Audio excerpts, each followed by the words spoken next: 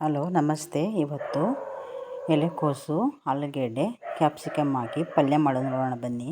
ಈರುಳ್ಳಿ, ಹಸಿಮೆಣಸಿನ್ಕಾಯಿ, ಬೆಳ್ಳುಳ್ಳಿ ಸಣ್ಣಗೆ ಕಟ್ ಮಾಡಿಟ್ಟಿದ್ದೇನೆ. ಟೊಮೊಟೊ, ಕೊತ್ತಂಬರಿ ಸೊಪ್ಪು ಎಲ್ಲವನ್ನು ಕಟ್ ಮಾಡಿಟ್ಟಿದ್ದೇನೆ. ಈಗ ಗ್ಯಾಸ್ ಹಚ್ಚಿ ಬಾಣಲಿ ಇಟ್ಟು ಒಂದು 4 ಚಮಚದಷ್ಟು ಎಣ್ಣೆ ಹಾಕಿಕೊಳ್ಳೋಣ. ಎಣ್ಣೆ ಕಾದ ಮೇಲೆ ಇದಕ್ಕೆ ಸಾಸಿವೆ 1 ಚಮಚ, ಕಡಲೆಬೇಳೆ, ಉದ್ದಿನಬೇಳೆ, ಜೀರಿಗೆ,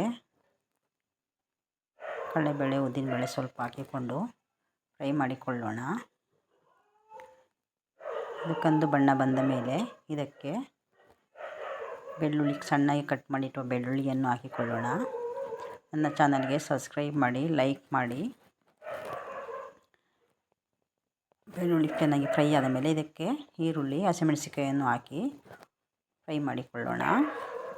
ಹಸಿ ವಾಸನೆ ಹೋಗುವವರೆಗೂ ಚೆನ್ನಾಗಿ ಫ್ರೈ ಮಾಡಿಕೊಳ್ಳೋಣ. ಇದನ್ನು ಈ ರೀತಿ ಫ್ರೈ ಮಾಡಿದ ಮೇಲೆ ಇದಕ್ಕೆ ಕಟ್ ಮಾಡಿರುವ ಟೊಮೆಟೊ ಹಣ್ಣು, ಕೊತ್ತಂಬರಿ ಸೊಪ್ಪನ್ನು ಹಾಕಿ ಫ್ರೈ ಮಾಡಿಕೊಳ್ಳೋಣ.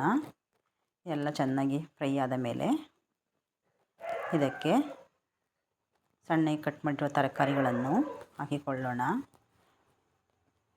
ಇದು ಚಪಾತಿಗಂತೂ ತುಂಬ ರುಚಿಕರವಾಗಿರುತ್ತದೆ. ಒಮ್ಮೆ ನೀವು ಮನೆಯಲ್ಲಿ ಮಾಡಿ ಹೇಗೆ ಆಗಿದೆ ಎಂದು ನನಗೆ ಕಮೆಂಟ್ ಮೂಲಕ ತಿಳಿಸಿ. ನೋಡಿ, ಈ ರೀತಿ ಎಲ್ಲವನ್ನು ಒಗ್ಗರಣೆಯಲ್ಲಿ ಬೆಂದುಕೊಳ್ಳುತ್ತದೆ. ಒಂದು 10 ನಿಮಿಷಕ್ಕೆಲ್ಲ ಪಲ್ಯ ರೆಡಿಯಾಗುತ್ತದೆ.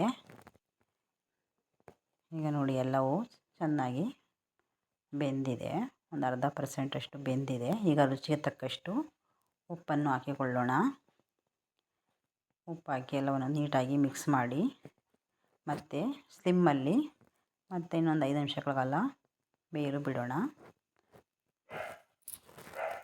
ನೋಡಿ, ಪಲ್ಯ ಎಲ್ಲ ಚೆನ್ನಾಗಿ ಬೆಂದು ರೆಡಿಯಾಗಿದೆ. ಈ ರೀತಿ ಪಲ್ಯ ಮಾಡಿದರೆ ಚಪಾತಿಗೆ, ಅನ್ನಕ್ಕೆ ನೆಂಚಿಕೊಳ್ಳೋದಕ್ಕೆ ತುಂಬ ಚೆನ್ನಾಗಿರ್ತದೆ. ನಾನು ಮೊದಲೇ ಚಪಾತಿಯನ್ನು ಮಾಡಿಟ್ಟಿದ್ದೆ. ನೋಡಿ, ಈಗ ಚಪಾತಿ ಜೊತೆಗೆ ಸರ್ವ್ ಮಾಡೋಣ. ಚಪಾತಿ, ಕೋಸು, ಆಲೂಗಡ್ಡೆ, ಕ್ಯಾಪ್ಸಿಕಮ್ ಪಲ್ಯ ಹಾಕಿ ಸರ್ವ್ ಮಾಡಿದರೆ ತುಂಬ ರುಚಿಕರವಾಗಿರುತ್ತದೆ.